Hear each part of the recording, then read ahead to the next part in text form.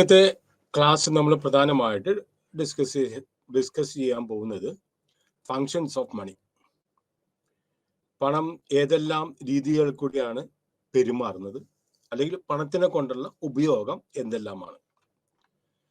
പ്രധാനമായിട്ട് നമ്മൾ പറയും, സാധാരണഗതിയിൽ പണം എന്ന് പറയുന്നത് രണ്ട് രീതിയിൽ കൂടിയാണ് ജനങ്ങൾ ഉപയോഗിക്കുന്നത്, അല്ലെങ്കിൽ അതിൻ്റെ അർത്ഥം അവരുടെ മനസ്സിൽ വരുന്നത് ഒന്നില്ലെങ്കിൽ ഇൻകം അല്ലെങ്കിൽ വെൽത്ത്. ഇപ്പോൾ ഒരാൾ പറയാൻ എൻ്റെ കയ്യിൽ കുറെ പണമുണ്ട്, ദാറ്റ് ഈസ് ആക്ച്വലി അദ്ദേഹത്തിൻ്റെ വെൽത്താണ്, അദ്ദേഹത്തിൻ്റെ ആസ്തിയാണ്. നേരെ മറിച്ച് മറ്റൊരാൾ പറയുന്നതാണ്, I have made a lot of money during the last year. കഴിഞ്ഞ വർഷം ഞാൻ കുറെ പൈസ ഉണ്ടാക്കി, അത് അദ്ദേഹത്തിൻ്റെ ഇൻകമാണ്. അപ്പോൾ രണ്ട് രീതിയിൽ കൂടി പണം എന്ന വാക്ക് രണ്ട് രീതിയിൽ കൂടി ജനങ്ങൾ ഉപയോഗിക്കുന്നുണ്ട്. ഒന്നില്ലെങ്കിൽ അവരുടെ ആസ്തി എന്ത് മാത്രമാണെന്ന് പറയുന്നതിന് വേണ്ടിയിട്ടോ, അല്ലെങ്കിൽ അവരുടെ ഇൻകം എന്ത് മാത്രമാണെന്ന് പറയുന്നതിന് വേണ്ടിയിട്ട്. പക്ഷേ ഇക്കോണമിസ്റ്റുകൾ പണം മറ്റൊരു രൂപത്തിൽ കൂടിയാണ് അവർ ഇതിനെ കാണുന്നത്. കാരണം money is a stock of assets which is used to pay for things for transaction purposes. അപ്പൊ എന്തെല്ലാം നമ്മൾക്ക് ക്രിയാവിക്രയങ്ങൾ നടത്തുന്നതിന് വേണ്ടിയിട്ട് ഉപയോഗിക്കുന്ന ഒരു വസ്തുവാണ് പണം എന്ന് പറയുന്നത്. നമുക്ക് സാധന സേവനങ്ങൾ മേടിക്കണം, വെറുതെ കിട്ടില്ല, നമ്മൾക്ക് തിരിച്ചെന്തെങ്കിലും കൊടുക്കണം. അപ്പൊ ട്രാൻസാക്ഷന് വേണ്ടിയിട്ട് സാധന സേവനങ്ങൾ മേടിക്കുന്നതിന് വേണ്ടിയിട്ട് ഉപയോഗിക്കുന്ന വസ്തുവാണ് popularly known as a medium of exchange. സാധന സേവനങ്ങൾ കൈമാറ്റം നടത്തുന്നതിന് വേണ്ടിയിട്ട് നമ്മൾ ഉപയോഗിക്കുന്ന ഒരു മാധ്യമമാണ് നമ്മൾ പറയുന്നത് പണം എന്ന് പറയുന്നത്. That is any currency. നമ്മുടെ ഇന്ത്യയിൽ റുപ്പി ആണെങ്കിൽ മറ്റ് അമേരിക്കയിൽ ഡോളർ ആയിരിക്കാം, ജപ്പാനിൽ യെൻ ആയിരിക്കാം. ഇതെല്ലാം all these are actually used for the term money and it is used for transactions. എങ്ങനെയാണ് what led to the evolution of money? ഇന്ന് നമ്മൾ കാണുന്ന പോലെ നമ്മുടെ കൈവശം ഇരിക്കുന്ന നോട്ടായിരുന്നില്ല പണ്ട് ആളുകൾ ഈ കൈമാറ്റത്തിന് വേണ്ടിയിട്ട് ഉപയോഗിച്ചിരുന്നത്. കാരണം പണ്ട് കാലങ്ങളിൽ ബാർട്ടർ സിസ്റ്റം ഉണ്ടായി.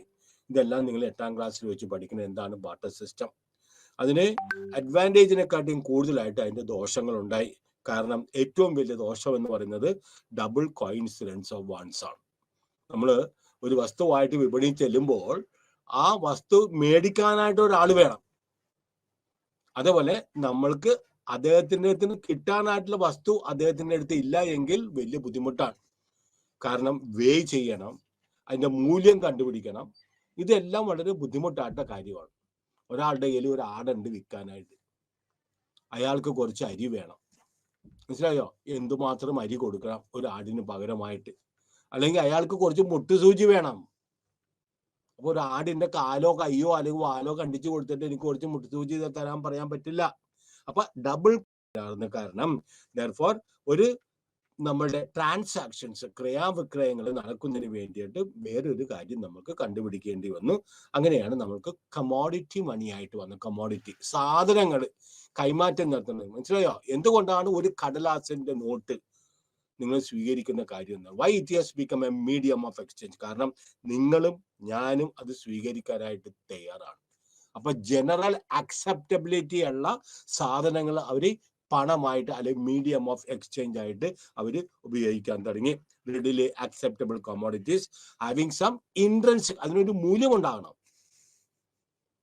മനസ്സിലായി? അതിനൊരു മൂല്യം ഉണ്ടാകണം. അങ്ങനെയാണ് ഗോൾഡ് സ്റ്റാൻഡേർഡ് വന്നത്, സിൽവർ സ്റ്റാൻഡേർഡ്. അതായത് ഗോൾഡ് കോയിൻസും സിൽവർ കോയിൻസ് എല്ലാം മാധ്യമങ്ങളായിട്ട് മീഡിയം ഓഫ് എക്സ്ചേഞ്ച് ആയിട്ട് അവർ ഉപയോഗിച്ചിരുന്നത്. പിന്നെയാണ് നമുക്ക് വരുന്നത് കമോഡിറ്റി മണി എന്ന് പറയുന്നത്. കമോഡിറ്റി ഇതെല്ലാം കമോഡിറ്റി മണിയാണ്. സോ ഡ്യൂറിങ് ദ ഈ 19th സെഞ്ചുറിയുടെ അവസാനം ഗോൾഡ് സ്റ്റാൻഡേർഡ് ആയിരുന്നു കൂടുതലായിട്ട്. അതായത് ഗോൾഡ് സ്റ്റാൻഡേർഡ് ആയിരുന്നു മിക്ക രാജ്യങ്ങളിലും medium of exchange. Therefore gold സ്റ്റാൻഡേർഡിലെ gold or paper money redeemable for gold was used as a medium of exchange. ഒന്നില്ലെങ്കിൽ പേപ്പർ മണി ഉപയോഗിച്ചു, അല്ലെങ്കിൽ ഒന്നിൽ ഗോൾഡ് ഉപയോഗിച്ച്, അല്ലെങ്കിൽ ഗോൾഡുമായിട്ട്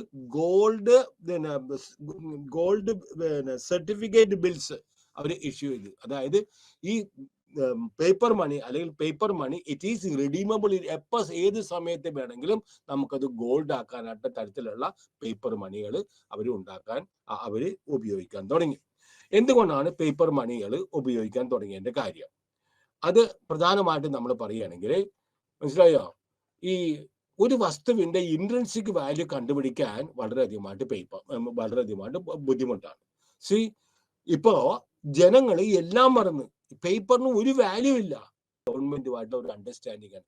യു ടേക്ക് ഔട്ട് എനി റുപ്പീനോ, കടലാസിന്റെ ഏതെങ്കിലും ഒരു റുപ്പീസ് എടുക്കുക, 100 രൂപ കോയിൻ എടുക്കുക, അതിനകത്ത് ഗവർണറിന്റെ അല്ലെങ്കിൽ ഗവൺമെന്റിന്റെ ഒരു പ്രോമിസ്, അതായത് ഡിഗ്രി ആണത്.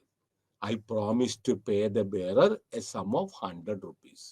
അത്രയുള്ള അതിന്റെ ആ കടലാസിന്റെ മൂല്യം. ആ മൂല്യം 100 റുപ്പീസ് ആണ്, പക്ഷെ നമുക്ക് കടലാസാണ്. എന്തുകൊണ്ടാണ് ഈ കടലാസിൽ ഉപയോഗിക്കുക? അതിനെ പറഞ്ഞത് ഫിയറ്റ് മണി എന്നാ പറഞ്ഞത്. പേപ്പർ മണിക്ക് വേറൊരു പേരാണ് ഫിയറ്റ്. ഫിയറ്റ് മണി എന്ന് പറയുന്നതിന്റെ പ്രധാനപ്പെട്ട കാര്യം അതാണ്. കാരണം ഗോൾഡ് സ്റ്റാൻഡേർഡ് ഉണ്ടായ സമയത്ത് ഓരോ ലോങ് ഡിസ്റ്റൻസിലൊക്കെ കച്ചവടത്തിനൊക്കെ ആളുകൾ പോകുമ്പോൾ ഈ ഗോൾഡ് കോയിൻസ് ചുവന്നുകൊണ്ട് കിടക്കാൻ വലിയ ബുദ്ധിമുട്ടായിരുന്നു. അതിന്റെ വാല്യൂ കണ്ടുപിടിക്കാൻ, ഇൻട്രിൻസിക് വാല്യൂ കണ്ടുപിടിക്കാനായിട്ട് വലിയ ബുദ്ധിമുട്ടായിരുന്നു. അപ്പോൾ എന്ത് ചെയ്തു? ഇതിന് പകരമായിട്ട് അവര് പേപ്പർ കറൻസി കൊണ്ടുപോകാൻ തുടങ്ങി. പേപ്പർ കറൻസി അല്ലെങ്കിൽ ഗോൾഡ് സർട്ടിഫിക്കറ്റ്സ് ഓർമ്മത്ത് വേണമെങ്കിൽ ഗോൾഡ് ആയിട്ട് തരം മാറ്റാം. അന്നത്തെ പേപ്പർ കറൻസി മീൻസ് ഏത് സമയത്തും ഇൻട്രിൻസിക് വാല്യൂ ഉള്ള ഗോൾഡ് ആയിട്ട് തരം മാറ്റാമായിരുന്നു. So people found it easy to accept paper currency or fiat money as a medium of exchange. Now it is very simple. ഇപ്പൊ എന്താ പുതിയതായിട്ട് 200 കോയിനും 50 പിന്നെ 500 കോയിനും 1000 കോയിനൊക്കെ ഇറങ്ങിയിട്ടെടുത്ത് പറയും ഞാൻ കണ്ടിട്ടില്ല. ഞാൻ 200 ഒരു കോയിനും കണ്ടിച്ചൊരു ഒരു 5 രൂപയുടെ കോയിൻ പോലെ. മനസ്സിലായോ? ഇത് കോയിനാണ്. ഇതൊക്കെ നമുക്ക് എപ്പോൾ വേണമെങ്കിലും പോക്കറ്റിൽ നോട്ട് ഇട്ടാൽ പെട്ടെന്ന് അത് പോകില്ല.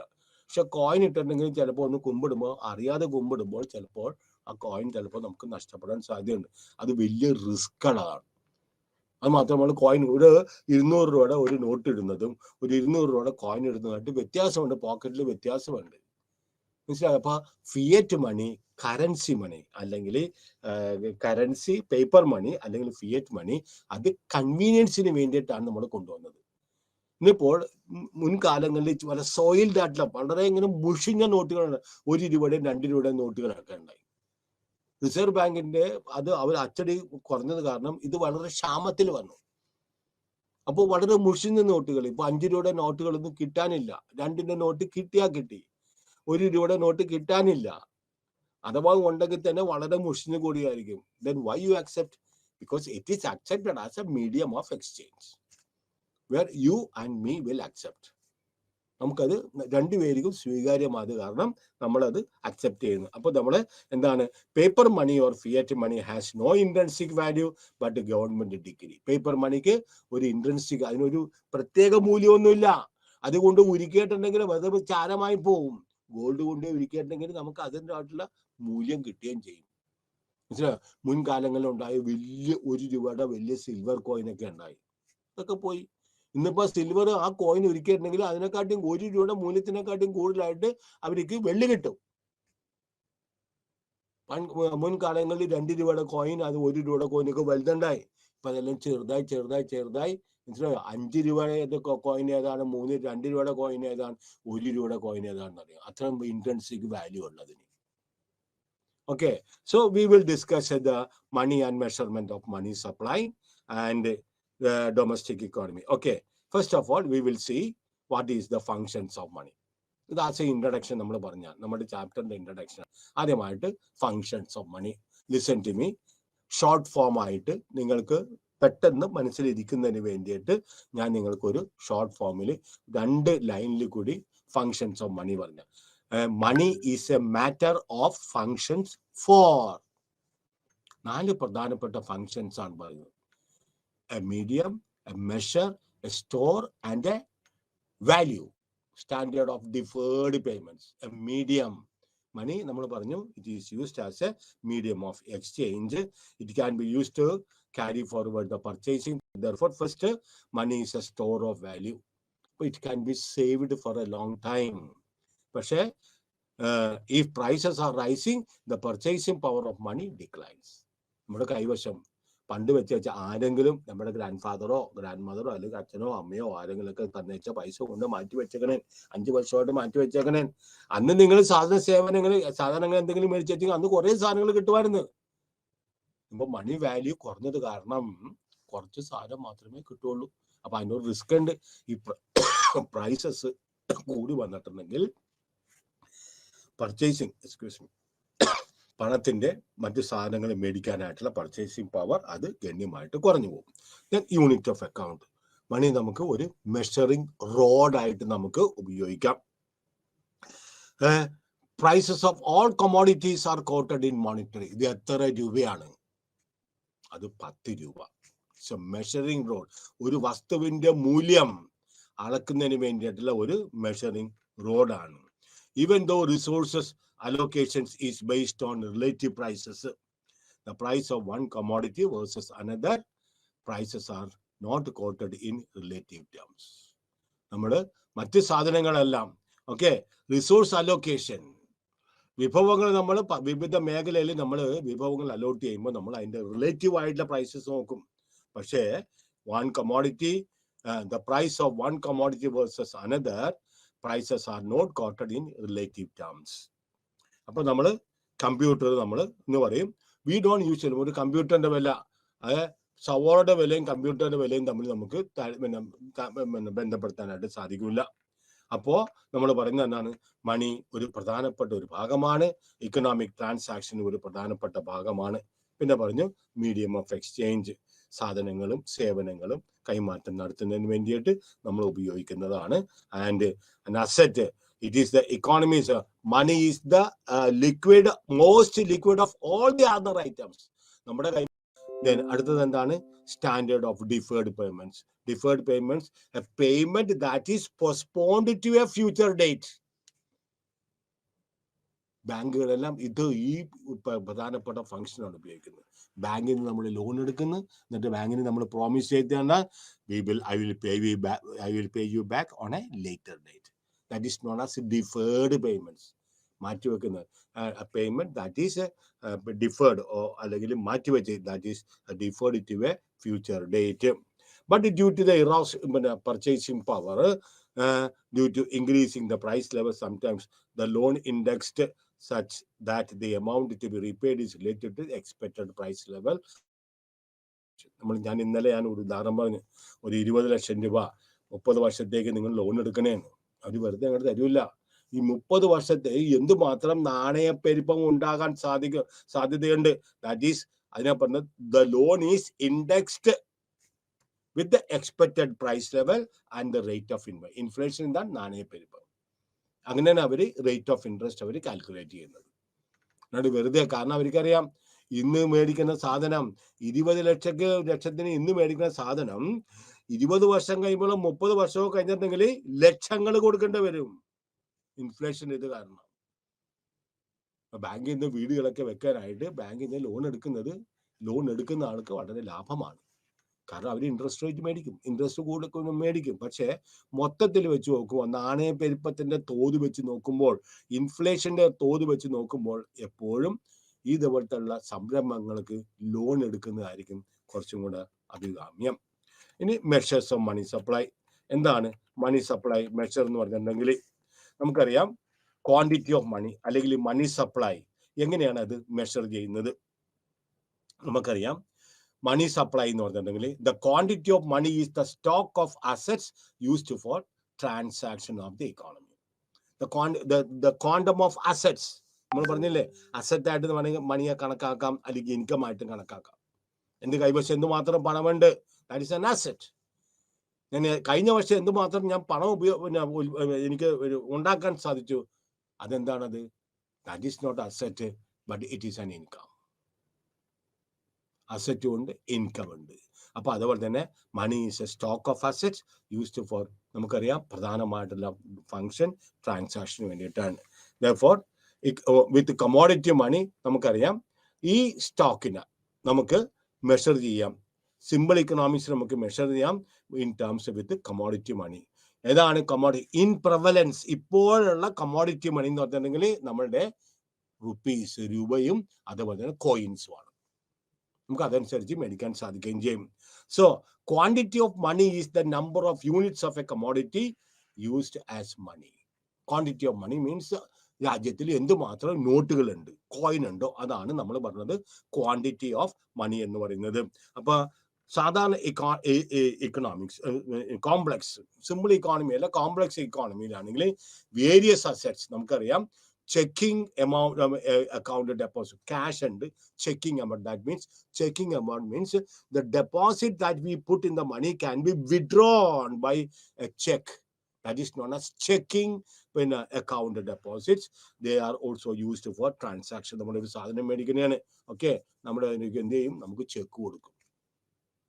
വിശ്വാസമുള്ളവരാണെങ്കിൽ അപ്പം തന്നെ ചെക്ക് സ്വീകരിക്കും. മനസ്സിലായോ? ഇപ്പോ ഇന്റർ ബാങ്കിൽ ട്രാൻസാക്ഷൻസ് ഉള്ളത് കാരണം, മനസ്സിലായോ? അപ്പോൾ എപ്പോൾ വേണമെങ്കിലും ഏത് ബാങ്കിന്റെ ചെക്ക് വേണമെങ്കിലും സ്വീകരിച്ചിട്ടുണ്ടെങ്കിൽ, പ്രത്യേകിച്ച് പരിചയമുള്ളവരാണെങ്കിൽ അവർ ചെക്ക് സ്വീകരിക്കും, അല്ലെങ്കിൽ അവർ സ്വീകരിക്കില്ല. കാരണം check will take time lag ഉണ്ട് ചെക്കിന്, അത് മാറ്റിയെടുക്കാനായിട്ട് ടൈം ലാഗ് ഉണ്ട്. And it is included. So various assets. അപ്പോൾ എന്താണ് പ്രധാനമായിട്ട് currency is included or demand deposits. What is demand deposits? അതായത് നമ്മൾ ഉദ്ദേശിക്കുന്ന പോലെ 3 തരത്തിലുള്ള ഡെപ്പോസിറ്റ്സ് ഉണ്ട്. ഒന്ന് കറണ്ട് ഡെപ്പോസിറ്റ്സ്, അവിടെ ഇൻട്രസ്റ്റ് റേറ്റ് ഒന്നുമില്ല. That is on demand. എപ്പോൾ വേണമെങ്കിലും, ഇന്ന് വൈകുന്നേരം കൊണ്ടിട്ടിട്ട് നാളെ വേണമെങ്കിൽ എടുക്കാം, മൊത്തം വേണമെങ്കിൽ എടുക്കാം, അതിന് വലിയ ഇൻട്രസ്റ്റ് ഒന്നും കൊടുക്കില്ല. Most of the banks are giving നിൽ ഇൻട്രസ്റ്റ്. മറ്റങ്ങനെയല്ല. ഇനി അടുത്തത് സേവിങ് ഡെപ്പോസിറ്റ്സ്. അവിടെ വിഡ്രോവലിന് അവിടെ ചില റെസ്ട്രിക്ഷൻസ് ഉണ്ട്. പക്ഷേ റേറ്റ് ഓഫ് ഇൻട്രസ്റ്റ് എനിക്ക് തോന്നുന്നത് 3.5% സേവിങ് ഡെപ്പോസിറ്റിന് കൊടുക്കുന്നത്. പക്ഷെ ഇന്ന് വൈകുന്നേരം ബാങ്ക് അടക്കുന്നത് 5 മണിക്കാണ്, 4:45 അവിടെ ചെന്നിട്ട് പറഞ്ഞു എനിക്കൊരു 10 ലക്ഷം രൂപ വേണം. അങ്ങനെ പറയുമ്പോൾ പ്രത്യേകിച്ച് ബാങ്കിലൊക്കെ ഇത്ര രൂപയ്ക്ക് കൂടുതൽ വെക്കാൻ പറ്റൂല, അവർക്ക് മാൻഡേറ്ററി ആയിട്ട് അവർക്ക് വെക്കാൻ പറ്റൂല. അപ്പൊ അവരുടെ അടുത്ത് പറയും, നമ്മൾ നേരത്തെ ഒരു നോട്ടീസ് കൊടുക്കണം, ഞാൻ ഇന്ന ആളാണ്, എൻ്റെ അക്കൗണ്ട് നമ്പർ ഇതാണ്, ഞാനൊരു 4:30 മണിയാകുമ്പോൾ എനിക്ക് ഇത്ര രൂപ വേണം. നമ്മളോട് ചെല്ലുക, ചെക്ക് കൊടുക്കുക, അവർ അപ്പം തന്നെ എടുത്ത് നമ്മുടെ എല്ലാം അവർ റെഡിയാക്കി വെച്ചേക്കും. അപ്പൊ ഒരു പ്രയർ നോട്ടീസ്, പ്രത്യേകിച്ച് ഹ്യൂജ് എമൗണ്ടിന് നമ്മൾ പ്രയർ നോട്ടീസ് കൊടുക്കണം. Then cheques or debit cards. പിന്നെ നമ്മൾക്കറിയാം ചെക്കുകളുണ്ട്, ഡെബിറ്റ് കാർഡുകളുണ്ട്.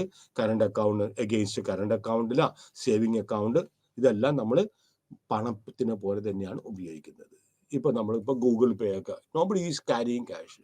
10 രൂപയാണെങ്കിൽ അപ്പം തന്നെ ഇതെടുത്തിട്ട് അപ്പം തന്നെ 10 രൂപ കൊടുത്തിട്ട് പോവുകയാണ്. You need not carry any cash at all if you have a Google account. അല്ലെങ്കിൽ നിങ്ങൾ, എനിക്കറിയാൻ പാടില്ല, മറ്റേ പുതിയ പുതിയ കാര്യങ്ങളൊക്കെ ഇതിനകത്ത് ബാങ്കിങ് മേഖലയിൽ വന്നിട്ടുണ്ട്. ഇപ്പോൾ ഗൂഗിൾ പേ ഉണ്ട്, അല്ലെങ്കിൽ നമുക്ക് ഡെബിറ്റ് കാർഡ് ഉണ്ട്, പിന്നെ ഡെബിറ്റ് കാർഡ് ഉണ്ട്, പിന്നെ എന്താണ് ക്രെഡിറ്റ് കാർഡ് ഉണ്ട്. ഇഷ്ടംപോലെ കാർഡുകൾ which can be used instead of cash. അപ്പോൾ ക്യാഷ് ഇപ്പോഴത്തെ present government is also, honourable prime minister also is discouraging people to have cash transactions. Keep everything, അല്ലെങ്കിൽ transact everything in terms of banking transactions.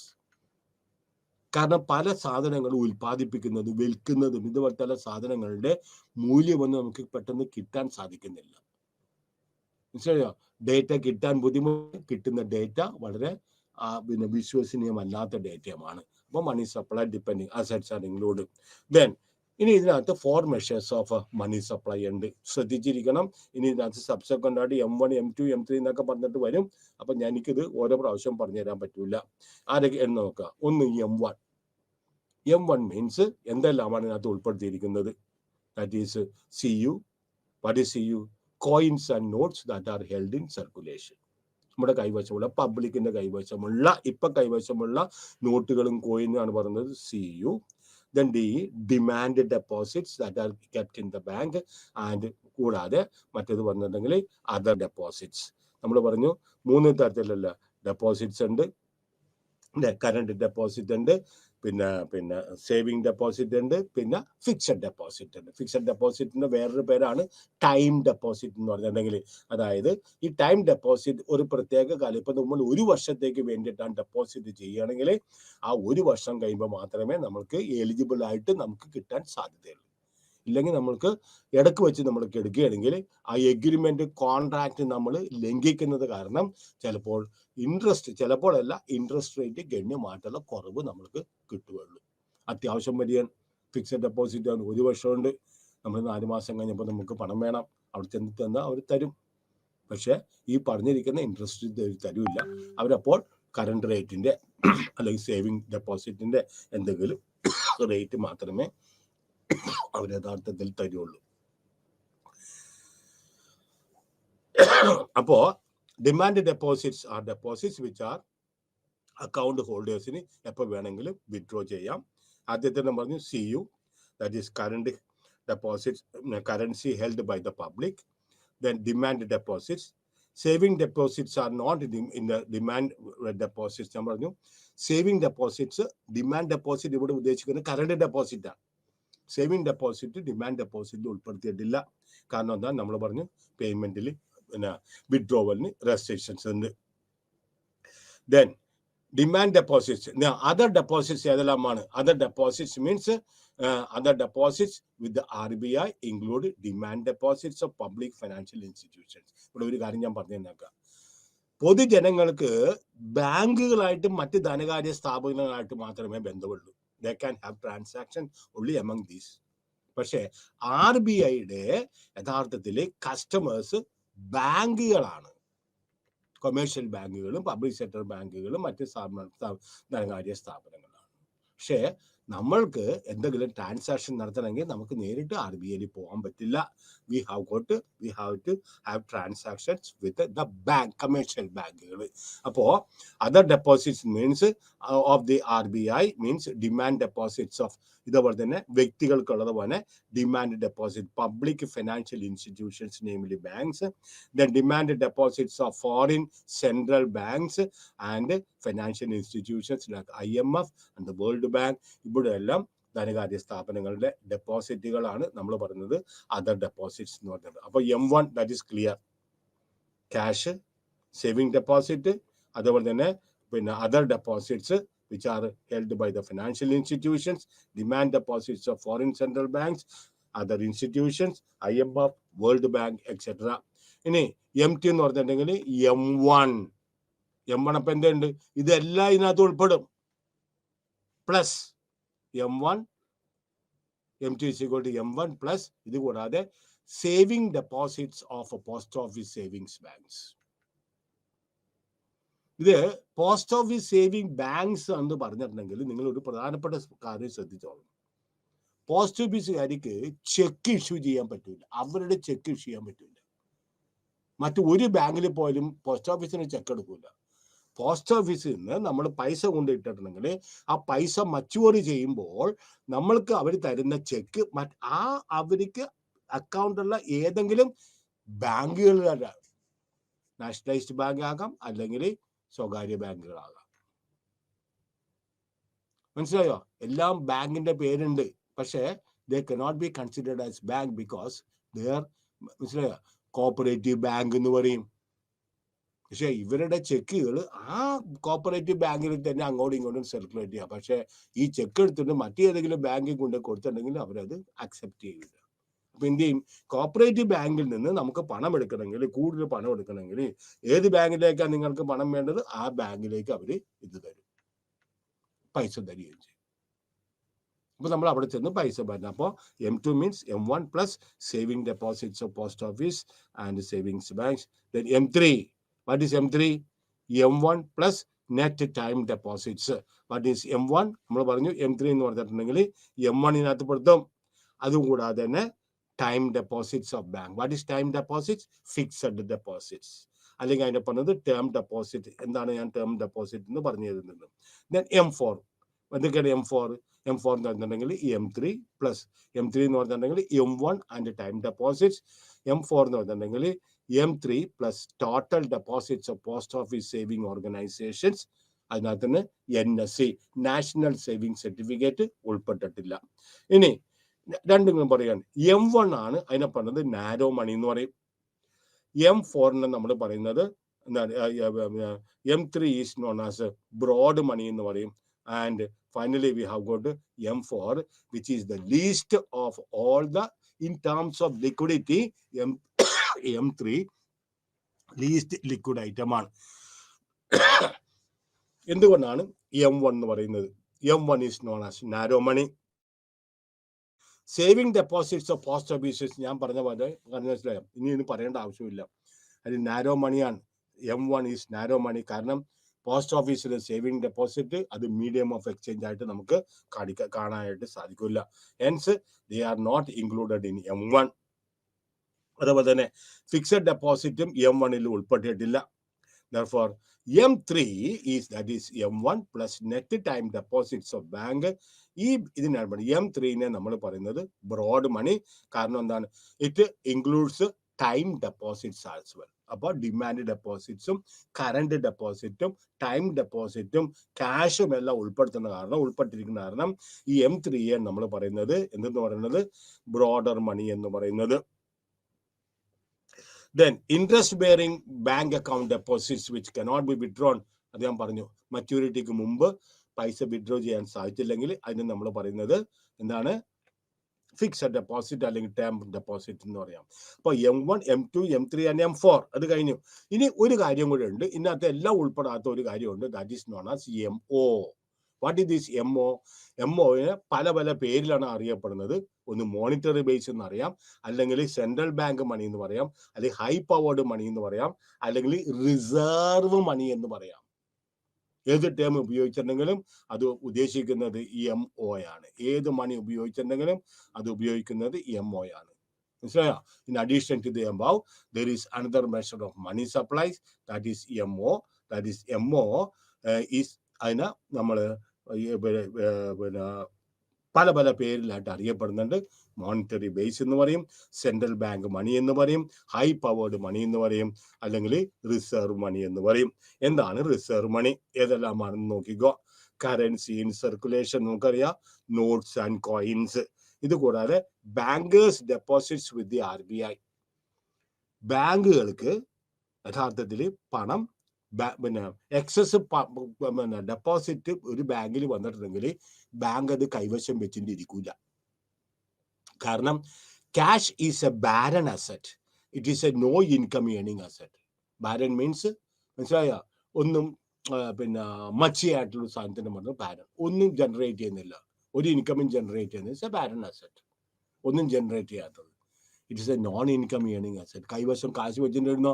10 വർഷമായിട്ട് കാശ് വെച്ചിരിക്കാനും 10 രൂപയാണെങ്കിൽ അത് തുറന്നു നോക്കുമ്പോൾ 10 രൂപ ഉണ്ടോ?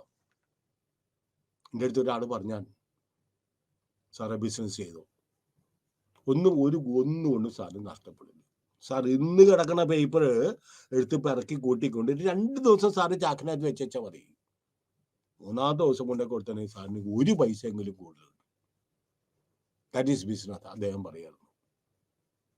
That is business. അല്ലാതെ 10 രൂപ നോട്ട് കൊണ്ട് എനിക്ക് എൻ്റെ അച്ഛൻ തന്നാൽ, അല്ലെങ്കിൽ വലിയച്ഛൻ തന്നതാണ്, അല്ലെങ്കിൽ വലിയമ്മ തന്നാണെന്ന് പറഞ്ഞൊരു ബാഗ് പെട്ടിക്കൊണ്ട് പൂട്ടി വെച്ചിട്ടുണ്ടെങ്കിൽ 20 വർഷം നമ്മൾ ചാവുന്നൊരു എടുത്ത് വെക്കുന്ന 10 രൂപ മാത്രമേ ഉണ്ടാവും. ചിലപ്പോൾ ലാസ്റ്റ് ആകുമ്പോൾ ആ 10ന്റെ നോട്ട് എടുക്കുകയില്ല. അപ്പോൾ currency in circulation plus bankers. അപ്പോൾ ബാങ്കുകൾ എന്ത് ചെയ്യും? കാരണം മനസ്സിലാവും, ഡെപ്പോസിറ്റ് ഇടുന്ന ആൾക്ക് 3%, 3.5%, അതേ ടൈം ഡെപ്പോസിറ്റ് ഇടുന്ന ആളുകൾക്ക് ചിലപ്പോൾ 7% ഇൻട്രസ്റ്റ് കൊടുക്കണം. ഈ പൈസ അവർക്ക് ഇൻട്രസ്റ്റ് കൊടുത്തിട്ട് ഈ പൈസ കയ്യിൽ വെച്ചിട്ടുണ്ടെങ്കിൽ ബാങ്കിൽ എങ്ങനെ പൈസ ഇട്ട് കൊടുക്കും? അപ്പൊ ക്യാഷ് വരുമ്പോൾ ബാങ്കുകൾ സാധാരണ മറ്റവർക്ക് ലോൺ കൊടുക്കും. അതിനെ പറഞ്ഞത് ബാങ്കുകൾ ലോൺ കൊടുക്കുന്നതിനെ പറഞ്ഞത് ബാങ്കുകളുടെ പണസൃഷ്ടി എന്ന് പറയുന്നത്. Banks create money by sanctioning loans.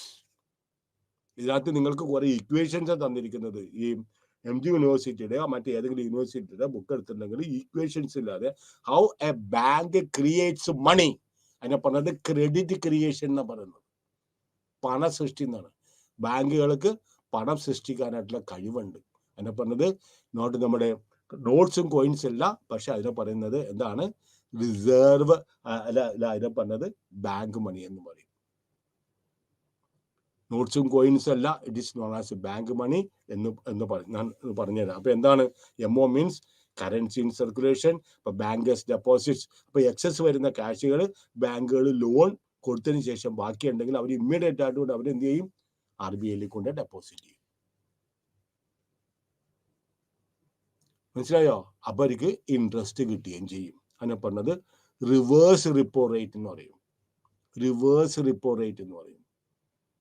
ബാങ്കുകൾക്ക് ലോൺ കൊടുക്കുന്ന സെൻട്രൽ ബാങ്കുകൾ കമേഴ്ഷ്യൽ ബാങ്കുകൾക്ക് ലോൺ കൊടുക്കുന്ന റേറ്റിനെ പറഞ്ഞത് റിപ്പോ റേറ്റ് എന്ന് പറയും. ഇത് ബാങ്ക് റേറ്റ് എന്ന് പറയാം, റിപ്പോ റേറ്റ് എന്ന് പറയും.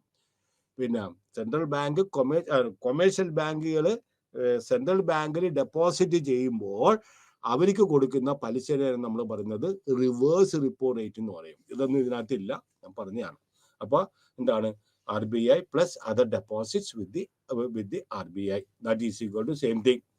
Credit net RBI credit to the government, RBI credit to the commercial sector, RBI claims on banks, RBI's net foreign assets, government currency liabilities to the public, then minus RBI's net monetary liabilities.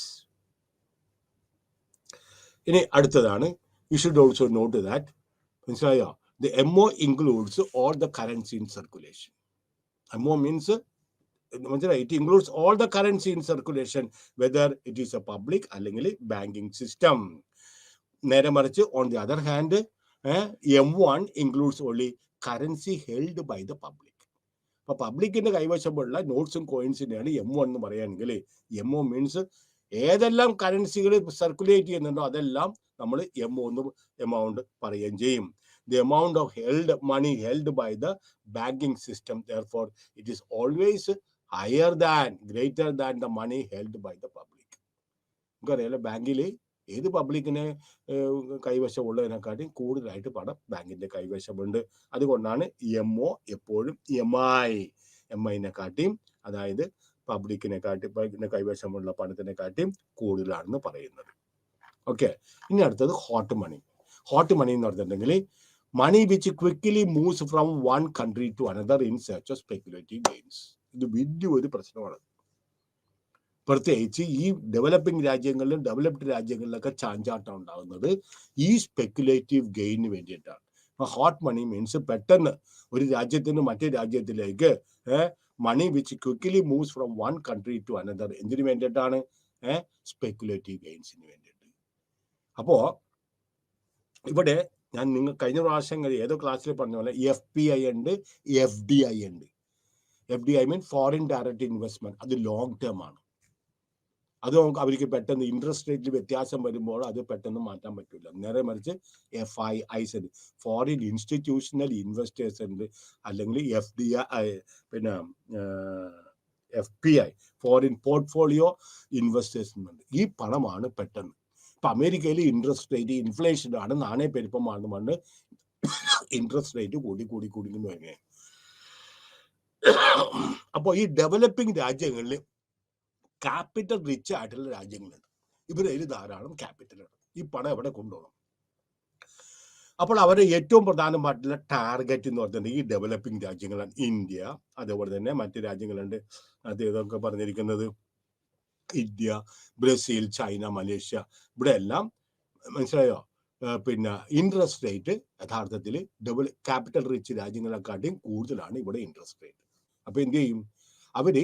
FDI ആയിട്ടോ FPI ആയിട്ടോ foreign പിന്നെ portfolio investment ആയിട്ടോ അല്ലെങ്കിൽ foreign institutional investors എന്ന രീതിയിൽ കൂടിയോ വിദേശത്തെ rich രാജ്യങ്ങൾ ഈ ഡെവലപ്പിംഗ് രാജ്യങ്ങളിലേക്ക് പണം കൊണ്ടുവരും.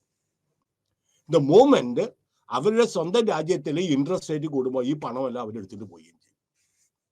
അപ്പൊ ഡെവലപ്പിംഗ് രാജ്യങ്ങൾക്ക് ഒരു സ്ഥിരത കൊടുക്കില്ല. മനസ്സിലായോ?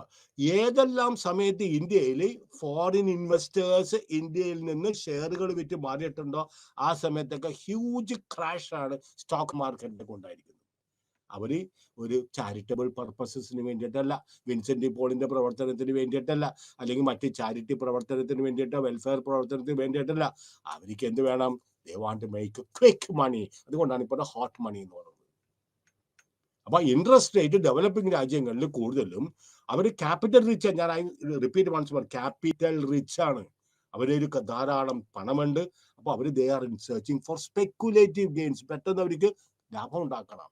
ഏതെല്ലാം രാജ്യങ്ങളിൽ ഇൻട്രസ്റ്റ് റേറ്റ് കൂടുതലാണ്, അവരുടെ രാജ്യത്ത് നിന്ന് കിട്ടുന്നതിനേക്കാൾ ഇൻട്രസ്റ്റ് റേറ്റ് കൂടുതലാണെങ്കിൽ അവരുടെ രാജ്യത്തിൽ കൊണ്ടുവന്ന് പല രീതിയിൽ കൂടി നിക്ഷേപിക്കും. എപ്പോഴാണ് ഇപ്പൊ ഇന്ത്യനെക്കാട്ടും കൂടുതൽ പാകിസ്ഥാനിൽ കിട്ടുന്നത് അവർ ഇന്ത്യയിൽ നിന്ന് വിട്ടിട്ട് പാകിസ്ഥാനിൽ പോകും. പാകിസ്ഥാനെക്കാട്ടും കൂടുതൽ ഇൻട്രസ്റ്റ് റേറ്റ് ചൈനയിലാണെങ്കിൽ they will go to China. അപ്പൊ അവരുടെ പ്രധാനമായിട്ടുള്ള പിന്നെ ഉദ്ദേശമാണ്. Traditionally, short-term bank deposits were used by investors to park hot money in other economies. കണ്ടോ, ഇനി ഇതൊക്കെ വായിക്കേണ്ട ആവശ്യമൊന്നുമില്ല. സെയിം തിങ് ആണ് ഇൻ ദീസ് ഡേയ്സ്. നമുക്ക് പ്രത്യേകിച്ച് ഗ്ലോബലൈസേഷൻ, ആഗോളവൽക്കരണം, ഓപ്പൺ എക്കോണമി, അതിനുശേഷം ഫോറിൻ പോർട്ട്ഫോളിയോ ഇൻവെസ്റ്റേഴ്സ്, അതായത് ഓഹരികളിലും ബോണ്ടുകളിലും കടപ്പത്രങ്ങളിലൊക്കെ പിന്നെ നിക്ഷേപിക്കുന്ന ആളുകളാണ് പറഞ്ഞത് ഫോറിൻ പോർട്ട്ഫോളിയോ ഇൻവെസ്റ്റ്മെന്റ് എന്ന് പറയുക, അല്ലെങ്കിൽ ഫോറിൻ ഇൻസ്റ്റിറ്റ്യൂഷൻ, FIIs.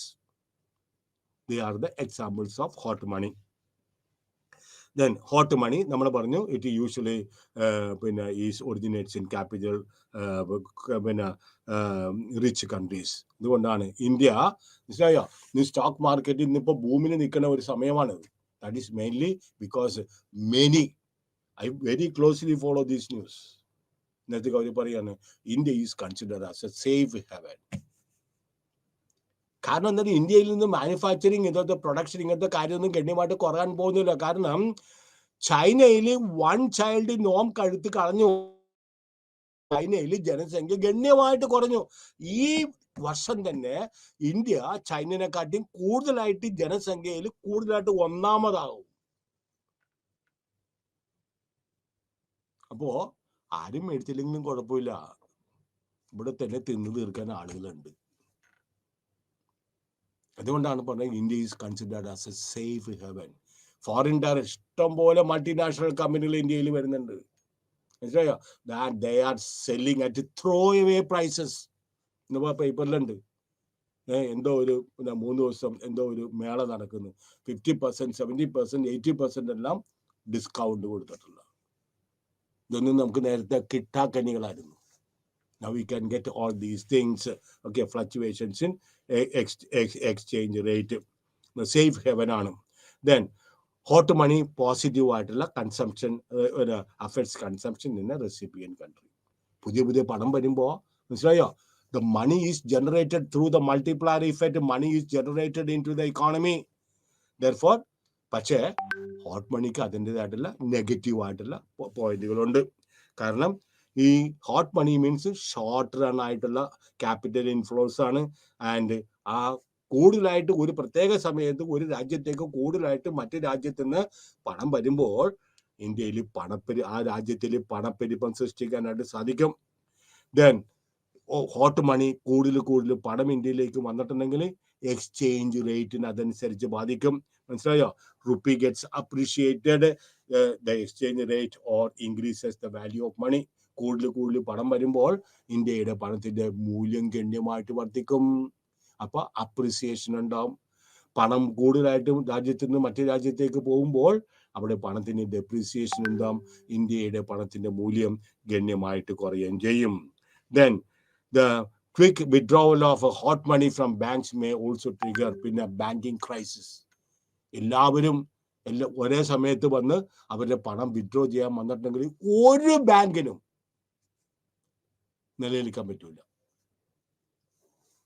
സിറ്റിയിലുള്ള നാളെ പറയാം, ഏതോ ഒരു മഞ്ഞപത്രത്തിൽ വരികയാണ്, such bank is going to fail, നാളെ ബാങ്ക് പൊളിയാൻ പോണേ. കാര്യം ഒരാളെ ഡെപ്പോസിറ്റ് വിഡ്രോ ചെയ്യാൻ വേണ്ടി ചെന്നപ്പോൾ അവർ പറഞ്ഞു കുറച്ച് നിൽക്ക്, 10 മിനിറ്റ് കഴിയട്ടെ, ഞങ്ങൾ മേടിച്ചു തരാം. കാരണം പറഞ്ഞാല് ഫാഗൻറ്റിലാണ് ചെന്നിരിക്കുന്നത് പണം എടുക്കാനായിട്ട്. ഫാഗൻറ്റ് അവർ പറഞ്ഞു പൈസ ഇല്ല, ഞങ്ങൾ മറ്റേ ബാങ്കിൽ നിന്ന് പൈസ എടുത്തിട്ട് ഇയാൾ അവിടെ ആളുകളൊക്കെ കൈകൊണ്ട് പിടിച്ചിട്ട് പറഞ്ഞു അറിഞ്ഞാ ഈ ബാങ്ക് പൊളിയാൻ പോണേ. ആ മഞ്ഞപ്പത്രം അത് കിട്ടാൻ വേണ്ടി കാത്തിരിക്കുന്നേ. വെണ്ടക്ക ആദ്യത്തെ തന്നെ ഇത് വേറെ അഡീഷണൽ ആയിട്ടുള്ള പിന്നെ ഇഷ്യൂ ഇറക്കുകയും ചെയ്യും, പിന്നെ ബാങ്ക് പൊളിയാൻ പോകണം. പിറ്റേ ദിവസം രാവിലെ പറ്റുമെങ്കിൽ അന്ന് തൊട്ട് തന്നെ ഏറ്റവും ആളുകൾ കൂടുതലായിട്ട് നിലനിൽക്കും. ഇതിന് വേണ്ടിയിട്ടാണ് ഞങ്ങളുടെ ഡെപ്പോസിറ്റിങ് ആണ് തന്നേര്. Can you imagine? Can you give, if you are a bank, can you give all the deposits back on a single day? Impossible. അപ്പൊ അങ്ങനെ ക്രൈസിസ് ഉണ്ടായത് മനസ്സിലായോ? ഹോട്ട് മണിയുടെ ഈ ട്രാൻസാക്ഷനിൽ കൂടിയാണ് 1977 ഈസ്റ്റ് ഏഷ്യൻ ഫിനാൻഷ്യൽ ക്രൈസിസ് ഉണ്ടായത്. Like Thailand, south Korea, Thailand, Indonesia, ഇതെല്ലാം കാര്യമായിട്ട് അത് ബാധിക്കുകയും ചെയ്യും. Then, having accumulated large amounts of short-term foreign debt, which is a type of hot money, the exchange rate and asset prices in these economies collapsed. having accumulated large amounts of short-term debt, which is known as hot money, the exchange rate, അതുപോലെ തന്നെ asset prices collapse ചെയ്ത് and capital started flowing. മനസ്സിലല്ലേ? അവർക്കിപ്പോൾ ഇതല്ല നാളെ ഫ്രാൻസിലാണ് കൂടുതൽ rate of interest വന്നിട്ടുണ്ടെങ്കിൽ ഇന്ത്യയിൽ നിന്ന് പണം എടുത്തിട്ട് ഫ്രാൻസിൽ പോവും, പിന്നെയും തിരിച്ചിവിടെ വരും. ഇവിടെ വരുന്നതിന് അത് റെസ്ട്രിക്ഷനും അല്ല. നിങ്ങളിവിടെ വന്നാലും ഒരു പ്രാവശ്യം പോയിക്കൊള്ളാൻ പറയാൻ പറ്റൂല.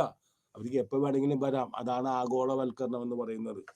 നൗ ക്രെഡിറ്റ് ക്രിയേഷൻ എങ്ങനെയാണ് ബാങ്കുകൾ പണം സൃഷ്ടിക്കുന്നത്? വായ്പ പണം സൃഷ്ടിക്കുന്നത് എങ്ങനെയാണ്?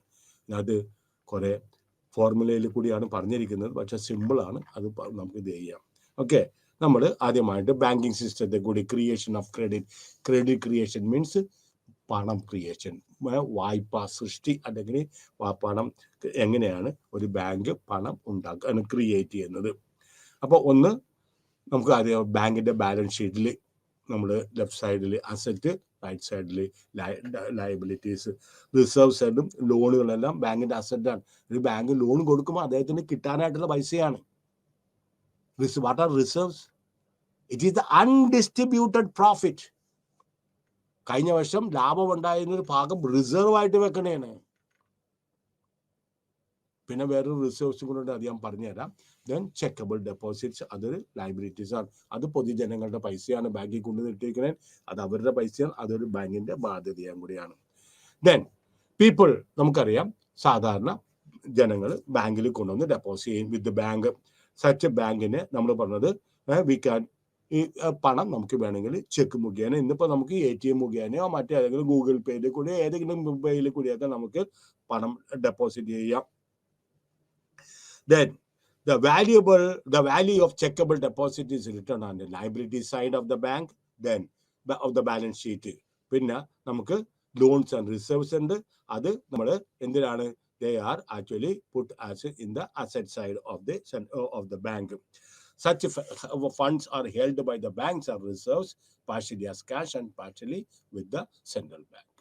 എപ്പോഴാണ് സെൻട്രൽ ബാങ്കിൽ കൊടുക്കേണ്ടതെന്ന് ഞാൻ പറയാം. എന്നിട്ട് കുറച്ച് ക്യാഷ് ആയിട്ട് കൈവശം വെക്കും, ബാക്കി കുറച്ച് റിസർവ് ആയിട്ട് ബാങ്കിൽ കൊടുക്കുകയും പിന്നെ സെൻട്രൽ ബാങ്കിൽ വെക്കുകയും വേണം. അതിനെ പറഞ്ഞ ക്യാഷ് റിസർവ് റേഷ്യോ ഞാൻ പറഞ്ഞുതരാം. അപ്പോൾ എന്തിനു വേണ്ടിയിട്ടാണ് നമ്മൾ റിസർവ് ആയിട്ട് വെക്കുന്നത്? കാരണം നമുക്കറിയാം കുറെ ആളുകൾ ഒരു ദിവസം വന്ന് ഡെപ്പോസിറ്റ് ചെയ്യാം. ചിലപ്പോൾ കുറെ ആളുകൾ അന്ന് തന്നെ വേറെ ചില ആളുകൾ കൊണ്ടുവന്ന് വിഡ്രോ ചെയ്യുകയും ചെയ്യാം. അങ്ങനെയാണ് സാധാരണഗതിയിൽ ബാങ്കുകൾ ബാലൻസ് ചെയ്ത് പോകുന്നത്. പക്ഷെ ചില ദിവസം ചിലപ്പോൾ ഡെപ്പോസിറ്റ് കുറവായിരിക്കും, വിഡ്രോവലിന് കൂടുതൽ ആളുകൾ വരും. അപ്പൊ അതിന് വേണ്ടിയിട്ട് മുൻകരുതെന്നുള്ള നിലയിൽ ബാങ്കുകൾ കുറച്ച് പണം കൈവശം സൂക്ഷിക്കണം. That is known as reserve ratio. Reserve ratio എന്ന് പറയുന്നത് കുറച്ച് പണം കയ്യിൽ സൂക്ഷിക്കണം,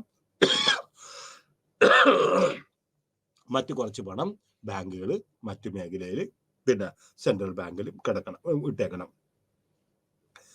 സോ ദെൻ ഇൻ അഡീഷൻ, അപ്പൊ എങ്ങനെയാണ് ബാങ്കുകൾ പിന്നെ പൈസ ബാങ്ക് വായ്പ സൃഷ്ടി നടത്തുന്നത് എങ്ങനെയാണ്? ഓക്കെ, അതിനൊരു പ്രധാനപ്പെട്ട ഒരു ഒരു ഒരു ഒരു ഒരു പ്രിൻസിപ്പിൾ ഉണ്ട്. That principle is known as fractional reserve system. കാരണം കിട്ടുന്ന പണം കംപ്ലീറ്റ് ലോൺ കൊടുത്തിട്ടുണ്ടെങ്കിൽ ബാങ്കുകൾക്ക് ഇൻട്രസ്റ്റ് കൂടുതൽ കിട്ടും, നല്ല ലാഭം ഉണ്ടാക്കാം. പക്ഷെ ബാങ്കിന്റെ ഒരു വിശ്വാസം നഷ്ടപ്പെടും. The confidence in the banks will erode. അപ്പൊ അതുകൊണ്ട് എന്ത് ചെയ്യും?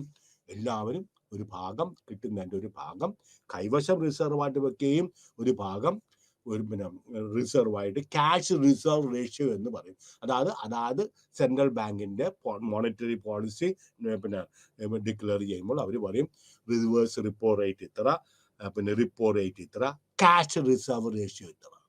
അപ്പോൾ ലെറ്റസ് 5% 100 രൂപ ഡെപ്പോസിറ്റ് കിട്ടുമ്പോൾ 5% സെൻട്രൽ ബാങ്കിന്റെ പിന്നെ അക്കൗണ്ടിൽ ആ commercial bank അതിടണം.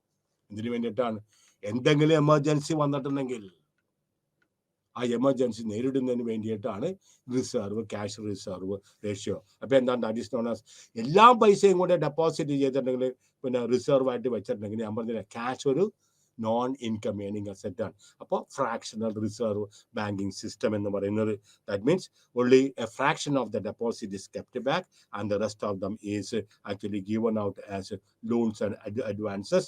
And whenever there is credit creation by the commercial banks, credit വായ്പ സൃഷ്ടി നടക്കുമ്പോൾ there is a expansion of money supply in an economy.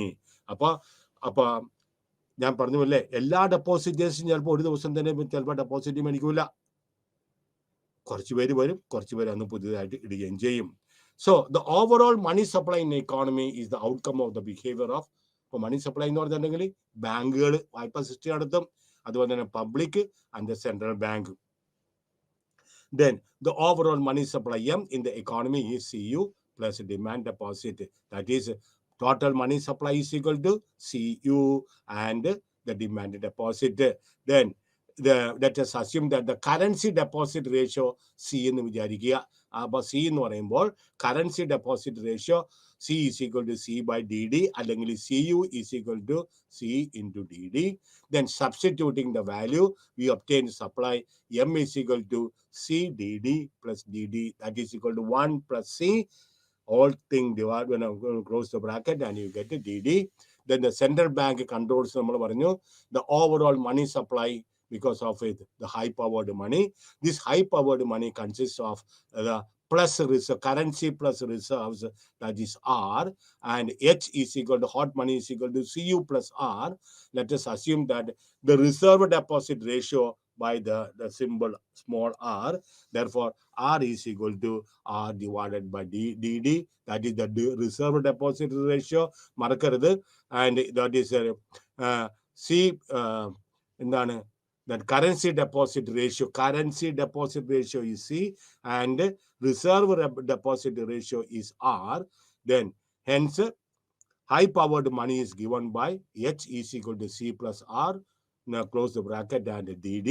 The high powered money is the multiplier. The money multiplier is the ratio of the stock of money to the stock of high powered money. That is equal to M is equal to bracket 1 plus C divided by bracket C plus R, that is into H, that is equal to MM into H. What is MM? What is MM? MM is the money multiplier which is given, and MM is 1 plus C divided by bracket C plus R. Then hot money multiplier is determined by the behavior of the public and the banks. Then രണ്ട് behaviour ratios ഉണ്ട് money multiply ചെയ്യുന്നത്. ഒന്ന് സിയും മറ്റ് ആറും. One is credit deposit ratio, രണ്ടാമത് എന്താണ് reserve deposit ratio. Then smaller are larger money multiplier. അപ്പൊ റിസർവ് റേഷ്യോ ചെറുതാണെങ്കിൽ മണി മൾട്ടിപ്ലയർ കൂടുതലായിരിക്കും. സ്മോളർ സി ആണെങ്കിൽ ലാർജർ ദ മണി മൾട്ടിപ്ലയർ. അപ്പൊ അതിന്റെ അർത്ഥം എന്താണ്? The currency or reserves or as or if less money is held as currency or as a reserve, more available with the banks for expanding it. ഇപ്പൊ ജനങ്ങൾ കുറച്ച് പൈസ മാത്രം, ബാങ്കുകൾ കുറച്ച് പൈസ മാത്രമേ റിസർവ് ആയിട്ട് വെക്കുകയാണെങ്കിൽ ബാങ്കുകൾക്ക് ധാരാളം പണം ബാക്കിയുണ്ട്, which can be used for expanding credit. So money multiplier is larger than 1. Both C and R are lie between 0 and 1. And if C is equal to 0, people hold no currency. That means entire money is being deposited. If C is equal to 1, people hold only currency and banks have no role to play. അതായത് if C is equal to 1, currency is equal to 1 ആണെങ്കിൽ that means people are not depositing in the bank. They are holding it in, and therefore no currency means banks will have no role to play. So currency deposit ratio depends upon the cost of holding cash. കൂടുതൽ currency വെക്കണോ അല്ലെങ്കിൽ deposit വെക്കണോ അതിന്റെ ratio, that will depend upon the cost of holding. What is cost of holding cash? That is the interest rate. ഇപ്പൊ interest rate കൂടുതലാണെങ്കിൽ cash കൈവശം വെക്കുന്നത് കുറവായിരിക്കും. They will go and deposit in the bank.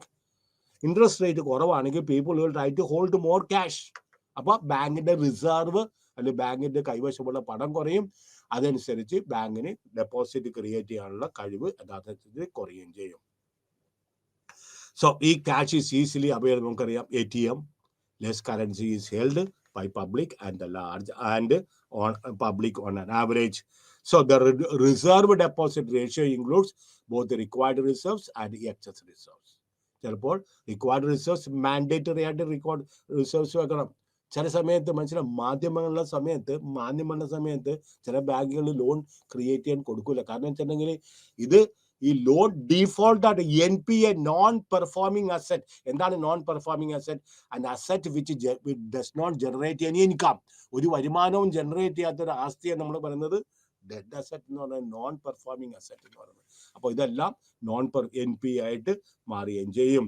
So reserve in excess of required reserves is known as excess reserves, which banks can hold as cash on hand with themselves or at balance. Appa excess reserves means it is with the bank. Excess reserves means either with the bank itself or it can be held with the central bank and such. Appa excess reserves engineyana clearing drains are already discussed before. Then an increase in H, that is hot money, നമുക്കറിയാം overall money സപ്ലൈയിൽ കാര്യമായിട്ടുള്ള വ്യത്യാസങ്ങൾ വരുത്തുകയും ചെയ്യും. So ആ given increase in H results in multiple expansion of credit. അപ്പൊ പണത്തിന്റെ ഇത് കൂടുതൽ ക്രെഡിറ്റ് ക്രിയേഷന്റെ മൾട്ടിപ്ലയർ. അപ്പോ the increase in H hot money, അതനുസരിച്ച് പ്രൊപ്പോർഷൻ ഓവറോൾ മണി സപ്ലൈയിൽ വർധനവുണ്ടാകണം. An increase in H results in a multiple expansion of credit, deposits and money. അതുകൊണ്ടാണ് H നമ്മൾ പറയുന്നത് ഹൈ പവേർഡ് മണി അല്ലെങ്കിൽ മോണിറ്ററി ബേസ് എന്ന് പറയുന്നത്. അപ്പൊ it is through the operation of the money multiplier effect that banks create credit in the economy. ഇവിടെ ഒരു example പറഞ്ഞിട്ടുണ്ട്. Please go through it. The 2 million, 3 million, that's all. So the way in which the commercial banks create credit is, they have given an example here. What is that? 6 million. An example to illustrate money multiplier process. Suppose that the public comes to possess about hot money, that is equal to 60 million. This can occur if the central bank buys bonds from the public through open market operations. Open market operations നാളത്തെ ക്ലാസ്സിൽ ഞാൻ എന്താണെന്ന് പറഞ്ഞുതരാം.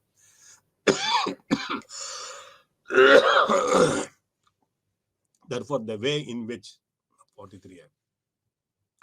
Therefore, the way in which through different rounds of money creation by the commercial banks, we are able to expand deposits by 40 million, by 24 million, by 14.4 million, and the rounds of expansion of bank credit will be 36, 21.6, and 12.96, and so on.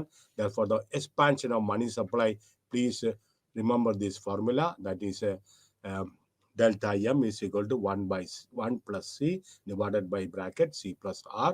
That is equal to, ഇവിടെ നിങ്ങളുടെ example നമ്മൾ പറയുകയാണെങ്കിൽ it is about 62.5 into 60, that will give you 150 million. That means an injection of 60 million of hot money leads to money supply expansion by 150 million. That is the money credit multiplier. ബാങ്കുകൾക്ക് പണം create ചെയ്യാനുള്ള credit multiplier എന്ന് പറയുന്നത്. The demand for money. What is this? ഇനി നമുക്ക് 2 ചാപ്റ്ററും കൂടി ഉണ്ട്, 2 മോഡ്യൂളും കൂടി ഉണ്ട്. Tomorrow is the last class. കാരണം നമുക്ക് തീർക്കാൻ പറ്റില്ല. ഇപ്പം ആകെ 8 ക്ലാസ് തന്നിട്ടുള്ളൂ. അതുകൊണ്ട് 10 ചാപ്റ്റർ തീർക്കണം. 10 ചാപ്റ്റർ തീർക്കുമ്പോൾ ചില കാര്യങ്ങൾ ഇച്ചിരി സ്പീഡിൽ പോകണം. അപ്പോൾ ഇന്ന് നമ്മൾ ഇത് ഇനി അടുത്ത മോഡ്യൂളിൻ്റെ നമ്മൾ തുടങ്ങാൻ പോണേ. What is it? 2 പ്രധാനപ്പെട്ട കാര്യങ്ങളാണ്. ഒന്ന് ഇൻട്രഡക്ഷൻ ഉണ്ട്, പിന്നെ 2 theory, quantity theory of Irving Fisher എന്ന അദ്ദേഹത്തിന്റെ പേര്, Fisher's quantity theory of money. രണ്ടാമത് Cambridge approach, means Cambridge version of quantity theory of money. മൂന്നാമത് Keynesian theory of demand for money. എന്തിനു വേണ്ടിയിട്ടാണ് ആളുകൾ പണം ഡിമാൻഡ് ചെയ്യുന്നത്? അപ്പൊ എന്താണ് നമ്മൾ relationship between money and the general price level, which is mainly dealt in 2 approaches, that is quantity theory of money, that is Irvin Fisher approach, and രണ്ടാമത്തത് Cambridge approach. അപ്പൊ 2 അപ്രോച്ചുകളും പറയുന്നത് എന്താണ്? an increase in money supply will result in proportionate increase in the price level. Money supply increase ചെയ്തിട്ടുണ്ടോ അതനുസരിച്ച് ഏത് റേറ്റിനാണ് മണി supply increase ചെയ്യുന്നത് ആ rate നമുക്ക് ഇൻഫ്ലേഷന്റെ റേറ്റും അതനുസരിച്ച് കൊടുക്കും. അപ്പൊ മണി സപ്ലൈ ഇൻക്രീസ് ചെയ്തിട്ടുണ്ടെങ്കിൽ okay it will result in proportionate increase in price level. 2% കണ്ടാണ് മണി സപ്ലൈ വർദ്ധിക്കുകയാണെങ്കിൽ 2% കണ്ട് വിലയിലും വ്യത്യാസമാണ്. 10% 10% ഉണ്ടാവും. And people hold money because it has purchasing power and its ability. കാരണം എന്തിനു വേണ്ടിയാണ് ജനങ്ങൾ എൻ്റെ പോക്കറ്റിൽ പൈസ ഇരിപ്പുണ്ട്? എന്തിനു വേണ്ടിയാണ്? Suppose on the way I want to buy something, they will not give me simply, they will not give me free. അപ്പൊ എന്തിനു വേണ്ടിയാണ് പീപ്പിൾ കയ്യിൽ പണം വെക്കുന്നത്? കാരണം എപ്പോഴും ബാങ്കിന്റെ ചെക്ക് കൊടുക്കാൻ പറ്റില്ല. കുറച്ച് പണം നമ്മൾ കൈവശം വെക്കണം. ദെൻ എന്തിനു വേണ്ടിയിട്ടാണ്? അപ്പോൾ കുറച്ച് പണം കൈവശം വെക്കും to buy certain goods and services. ഈ amount varies depending upon income, preferences, interest rate. Hence, the demand for money is the demand for real balances, or M divided by P. That is, when there is an increase in general price level, nominal money balances are M, nominal money balance. So whenever there is increase in the money, the price level, nominal money balance has to be increased in proportion to the rise in price level. Ceteris Paris to keep a real balances account. എന്താണ് quantity theory of money എന്ന് പറയുന്നത്? നമ്മൾ പറഞ്ഞ പോലെ Irving Fisher ആണ് ഈ തിയറി. Fisher's approach quantity theory of money is a classical തിയറിയാണ്. Okay, state that price level is proportionate to the quantity of money in an economy. മറക്കരുത്, that is the core sentence ആണ്. Price level മനസ്സിലായോ? ഒരു ഇക്കോണമിയിൽ നാണയപ്പെരുപ്പത്തിന്റെ തോത് കൂടുതലാണെങ്കിൽ അതനുസരിച്ച് വില, അതുകൊണ്ടാണ് ഇൻഫ്ലേഷൻ എന്ന് പറയുന്നത്. നാണയപ്പെരുപ്പത്തിന്റെ തോത് കുറവാണെങ്കിൽ അതനുസരിച്ച് വിലയും കുറവായിരിക്കും. ക്ലാസിക്കൽ ഇക്കോണമിസ്റ്റ്, അത് ക്ലാസിക്കൽ ഇക്കോണമിസ്റ്റിന്റെ തിയറിയാണ്. ഫിഷർ അവർ പറയാണ് the function of money as a medium of exchange. So people hold money to carry transaction. നമുക്കറിയാം, ഞാൻ പറഞ്ഞു കഴിഞ്ഞു, that is to buy goods and services. The value of such a transaction is equal to PT, where P is the price of the typical transaction, and T is the volume of transaction of goods and services. What is T? That is, the value of PT must be identical to the value of money flow used to buy goods and services. The value of money flow is equal to the nominal quantity of money supply plus it's multiplied by V. What is it? V ആണ് ഇവിടെ പറഞ്ഞത് velocity of മണി. ഒരു പ്രത്യേക സമയത്ത് ഒരു quantity of മണി എത്ര ആളുകളുടെ കൈവശം അത് കൈമാറുന്നുവോ അതിനെയാണ് നമ്മൾ പറഞ്ഞത് വെലോസിറ്റി ഓഫ് മണി എന്ന് പറയുന്നത്. ഒരു പ്രത്യേക സമയത്ത്, മനസ്സിലായോ, ഒരു പ്രത്യേക യൂണിറ്റ് മണി ഒരു ദിവസം അല്ലെങ്കിൽ ഒരു കാലയളവിൽ എത്ര ആളുകളുടെ കൈവശത്തിൽ കൂടി പോകുന്നുവോ that is known as the velocity of money.